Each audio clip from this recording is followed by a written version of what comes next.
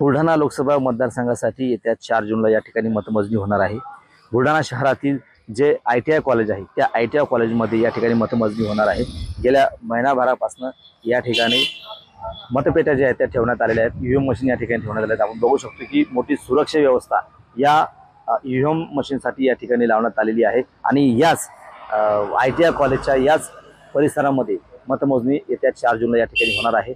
जवळपास 100 कर्मचारी जे आहेत ते या ठिकाणी सुरक्षासाठी प्रशासनाने ठेवण्यात आलेले आहेत। मतमोजणीचा विचार केला तर एकूण बुलढाणा लोकसभा मतदारसंघामध्ये एकूण 6 विधानसभा मतदारसंघ आहेत। तर एका मतदारसंघासाठी या ठिकाणी 14 टेबलची व्यवस्था करण्यात आलेली आहे। एकूण 84 टेबलवर ही मतमोजणी होणार आहे आणि एकंदरीत पाहिलं तर 24 या मतफेऱ्या ज्या आहेत ते या ठिकाणी होणार आहेत। एकंदरीत विचार केला तर जे कर्मचारी आहेत आणि प्रशासनाने जे या ठिकाणी मतमोजणीची जी कडक सुरक्षा आणि कडक व्यवस्था या ठिकाणी केलेली आहे। कॅमेरामन निलेश देशमुखसह गणेश सोळंकी, TVN मराठी, बुलढाणा।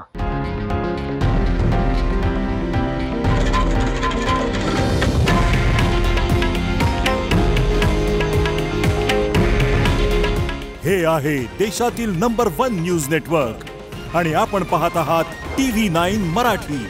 काळजी तुमची, हित महाराष्ट्राचं।